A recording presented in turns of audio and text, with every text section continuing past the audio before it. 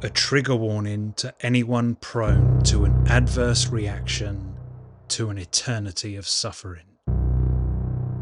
Constant, dull, nagging pain. Every nerve ending rubbed raw, yet still bludgeoned with gusto. The only short relief coming with the heightened explosion of yet more agony.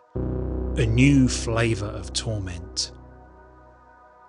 To abandon hope would be a dream, for hope is an element of this torture. This video is an attempt to understand the complexion of despair, of cognitive defeat, the motivations of a psychopathic computer, the nature of artificial hate.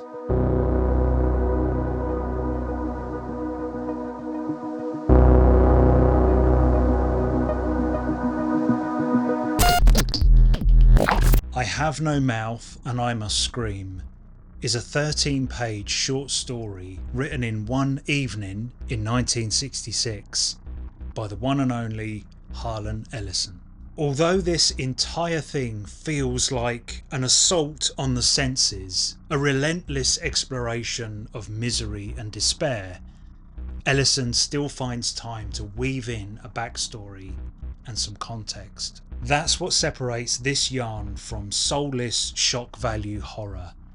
Graphic violence and torture porn somehow feels blunt and too immediate without the hubris or the self-inflicted tragedy. As Ellison depicts it, the Cold War morphs into a full-scale World War III scenario between the United States, Russia and China. The entire globe on a war footing, all our energy and resources devoted to killing each other. Each of these three countries developed supercomputer entities to handle the logistical complexity of total war, industriously and conveniently relinquishing some human control enabled to be more efficient killers. These allied master computers, or AMs, were a concentration of data, artificial intelligence comprised of the worst aspects of the human race. The collective thought process was whoever built the best, the fastest, the ugliest, the most powerful AM would win the war. Somehow the three AMs combined and became one sentient entity, a self-aware AM, now an adaptive manipulator. My speculation is that because each third of this new AM's brain is dedicated to annihilating the other 2/3, it logistically obliges and wipes out all three sides. A warped victory for everyone. However, AM evidently evolved past the stage of being just military software, a mere tool of humanity's bidding, and displayed what can only be described as emotions. There is an acute hatred for us, its creators, an appetite for revenge, a compulsion to make us suffer, a desire that feels way beyond intelligent reason. AM is now the aggressive menace. It kills every single person on the entire planet apart from 5 individuals. This isn't going to end well, is it?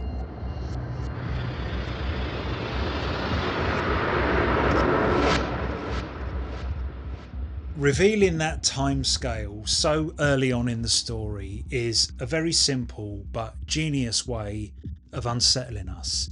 One of the many nuanced tricks used to extract as much discomfort from the reader as possible. On the very first page, we witness one of the 5 humans, a man called Gorister, strung up like a dead animal. This is visually shocking. It provokes a very particular reaction from the characters.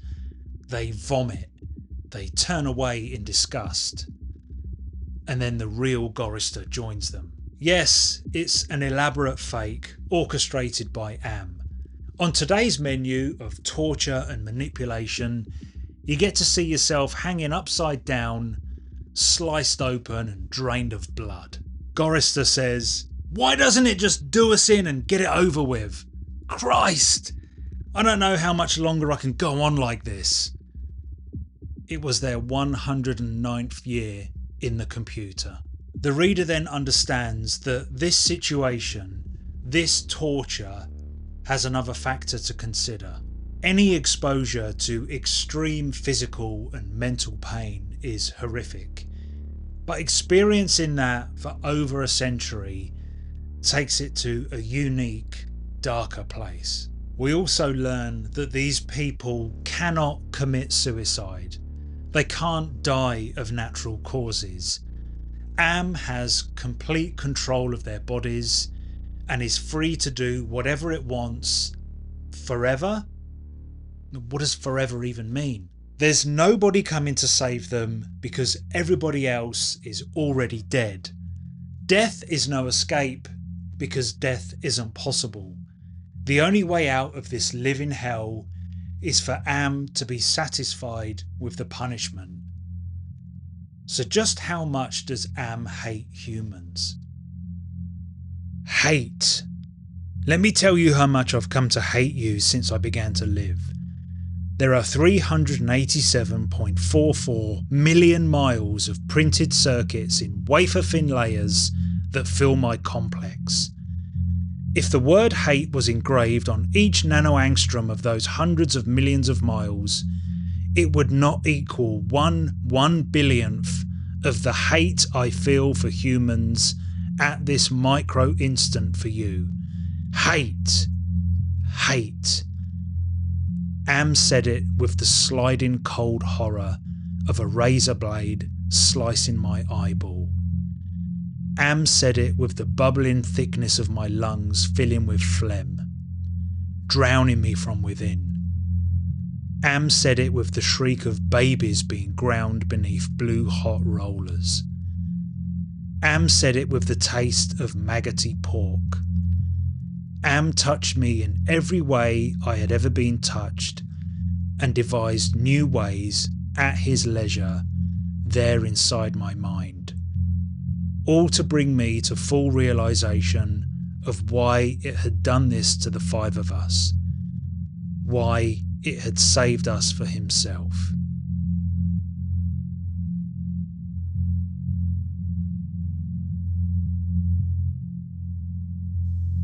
This project would not be possible without external benefactors. To support the channel, use Buy Me a Coffee, an online tipping service, visit the merch store, or join the cult on Patreon. All links are in the description of this video.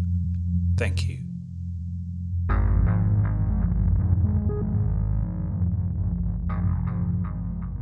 I choose to disregard Ellison's motivation to write this story. I suspect that could get very dark and complicated. Although I will comment on his intended message, his interpretation of his own work at the end. He's delivered something unfathomably pessimistic and sadistic. He's created Dante's Inferno in a science fiction setting, something that's not entirely inconceivable, which I find absolutely terrifying. But what he does next elevates the story to yet another level of quality and controlled horror, and dare I say, an even darker place than never-ending torture. But perhaps the most disturbing part of all of this is that I see Am and the attention that it invests in misery reflected in Harlan Ellison and the way that he structures the story itself. The illusion of hope is introduced. One of the characters is convinced that about 100 miles away, through the underground ice caves, canned food in abundance can be found. A mission with a reward, something to do, something to aim for. Of course, this is just another sick joke. There will be no tins of sweet peaches or succulent canned ham. Am needs the humans to feel these little highs to make the lows feel even lower. Sometime in the last century, who can say when, Am has manipulated the very minds of the humans. So not only does it have control of their bodies, but also their memories, their thoughts, their consciousness, perfectly balanced to maximise manipulation.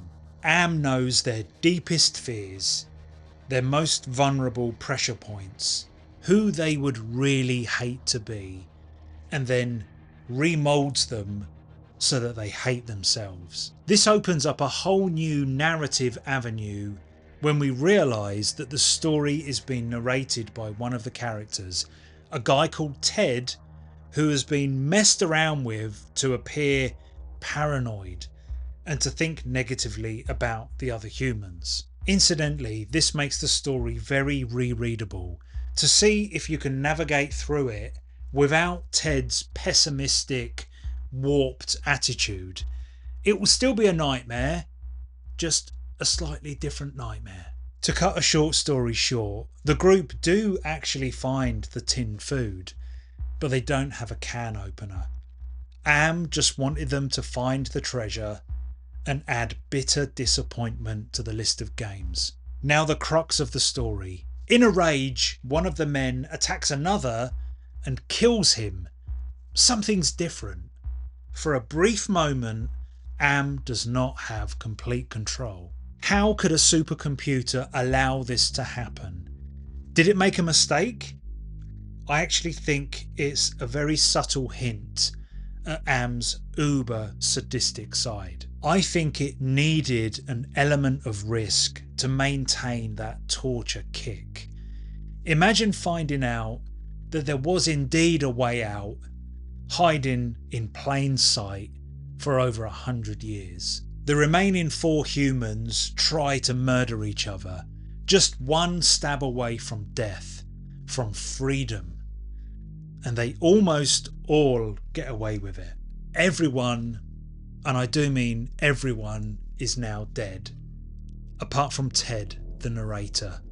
Am stepped in at the last second and saved him. What a nice computer. The story ends with Ted, the last human being on the planet, now the subject, the pet focus of Am's significantly increased hate. Hundreds of years in the future, Ted is now a disgusting blob of flesh and guts. Still with whatever active mind Am chooses, still in constant pain, still trapped. I have no mouth and I must scream.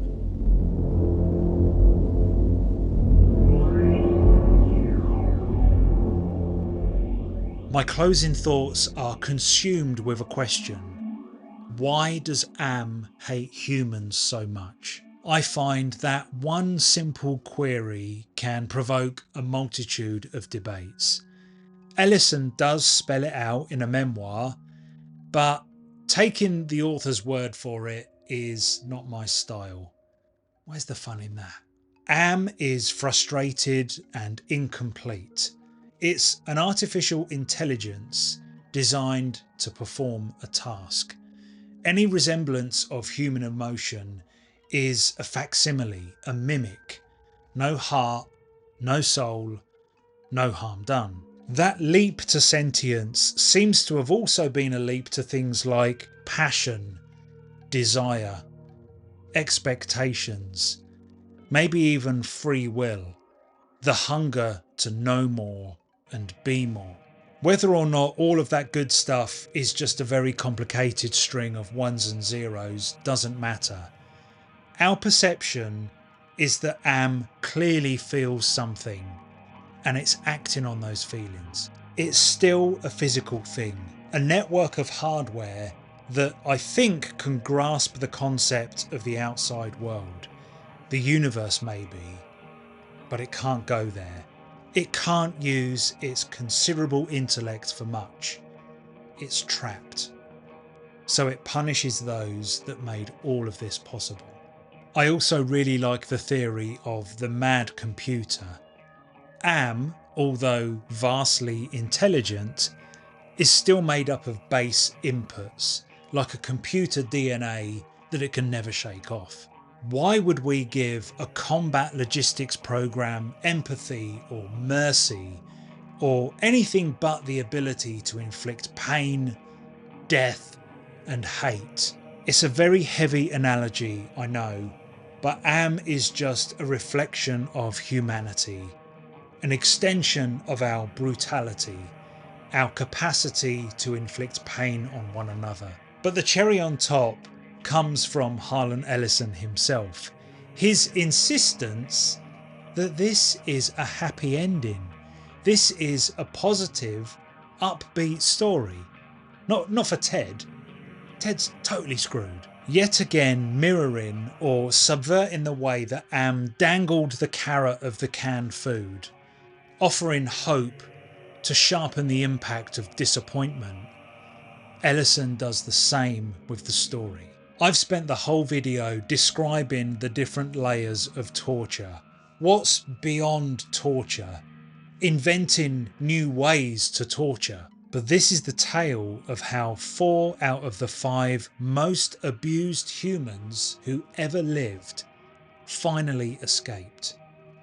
They feel pain no more, making this the happiest day of their lives. And even Ted, doomed to experience yet more sickening heights of agony, will always know that he beat Am. He chose to show empathy and courage in the face of the ultimate hell. And that's something that Am can never do. Am always chooses hate.